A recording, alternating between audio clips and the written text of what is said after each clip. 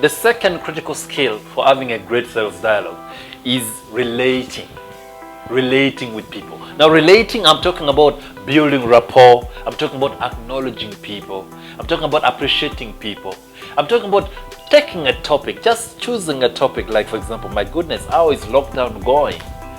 How are you coping up with lockdown? That's simple chit chats that helps you to relate with people. How is the family? Wow, that's a nice picture of your family. My goodness, how old is this little one? And what's her name? Now, those are relating things. It creates a conversation. It creates a good dialogue. So do not just run into starting to talk about your product. Do not just run into say, I have this solution, I have this product, I think you need this. No. Relate with people. People buy from people. Human to human interaction. Human to human depth of conversation. So, have a chat with me. Break this wind of strangeness. Let's break that wind of strangeness. Let's feel alike. Let's enjoy talking about simple topics that we all relate to. Topics like family. Topics like currently the pandemic of COVID-19. That's a topic that everybody relates to. Choose a common ground that when you throw in a conversation in that ground, the other person can pick the conversation and you can have a bit of a chat. That's just building relationship. You're relating. You're not just some kind of robot who has come to sell a product or a solution.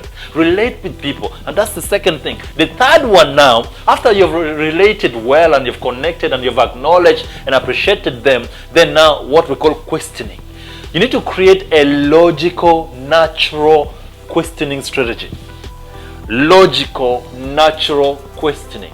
Like ask questions in a natural way. Do not let the question come out like you have researched it, you have written it down somewhere, and now you're starting to ask. For example, let's just face it. For example, I am a sales consultant. I'll use me. Okay, let me use in banking. You're going to give a facility, a banking facility to somebody. What are some of the common natural questions you could ask? You could ask questions like, okay, now that we've actually had a little bit of a chat on all this, I hope COVID can go. By the way, tell me now, how long have you been in business? That's a natural question, right? How long have you been in business? Then they'll tell you, I've done this business for the last 5 years and all this. Oh, fantastic, 5 years. Not many businesses can reach 5 years. Many businesses are actually failing in the second or third year. Great job.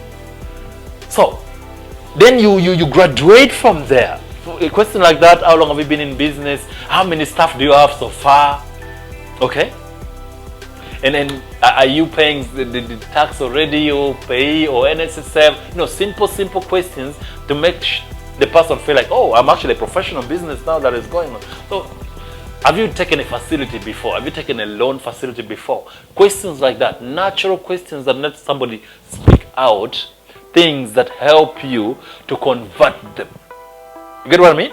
Many of us, we research questions, we write questions down. It has to be organic. It has to come out naturally. Okay? So if you were to give you a facility now, how will it help you? What do you intend to use the next facility will give you for? Okay? Do you have other facilities in other banks? Simple question. Let me feel free around you. If you're asking me a question and I'm not free to answer you, it means that you have not yet related well with me. That means we don't trust each other. So ask good questions. After questioning now, the next stage in this critical skill for sales dialogue, the next stage now is to listen. When you've asked a question, what do? Listen. Let me speak to you. Let me tell you about my business. Let me tell you how far I've been in business. Let me tell you some of the success stories. Let me tell you some of the struggles. Let me tell you what I need the money for. If you're a banker, a relationship officer from a bank, let me tell you all of that. And listen, take notes, not in agreement. People want to see that you're actually listening to them and you're interested in them. So listen, take the notes, understand what the customer is communicating to you, have empathy, listen to their tone of voice, okay? Are you having that enjoyment of conversation with each other? Understand the body language. Are they anxious while they're talking to you? These are all aspects of listening.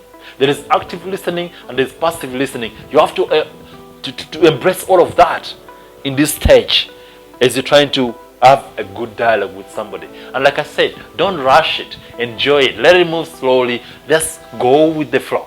So listen carefully, and then after listening, now you can be able to position your service, position your solution to the needs that the person would have what? Talked about. Remember, you asked a question and you listen to the response. Now position your solution to that what they have talked about, so that you are a good fit. Okay? I have 4 children, and the first one is in P7, another one is in P6, another one is in P4. Now you as an insurance salesperson, a life insurance salesperson, you can now go and say, wow, incredible. So listen here. If you're to the one in P7, you could ask a question like, the one in P7, where do you intend them to go for, secondary? You have some choice of the schools you want them to go to. They will say some name of school. Said, okay, great. Now you see, in the next 10 years, if you put this amount of money, then this person can actually go and study and do this and do that. Have they told you what they want to be? You could ask them those questions. Has the child told you what they want to be? They don't want to be a doctor, an engineer. That's having a conversation, a dialogue. It makes it so easy for people to talk to you when you're dialoguing with them, instead of what? Pitching and presenting your solutions. No, have a dialogue with people. Let me enjoy the flow and let me sell to myself, instead of you saying, you need this is good for your children, you have 4 children, you need to take life policies. No, it's not like that. I don't need it. You have to just educate me so that I can be able to position to say, okay, I need this. Let me be the one to say, I need this. And that's what dialogue can actually do. So have a good dialogue. Don't be in a hurry, my sales warriors. Enjoy having a conversation with people. People enjoy people who talk nicely and enjoy listening to them. So listen to somebody you're talking to and have a good chat with them. Even sometimes crack a few humor in there so that they can laugh and you laugh with them. That creates that kind of connectivity. It deepens your friendship. It deepens your relationship. Then selling becomes easy because you're talking to a friend. So after you position your solution now, then you need to listen to the feedback. What do you think? After you presented your solution, and what are your thoughts? Do you think this is something that can work for you?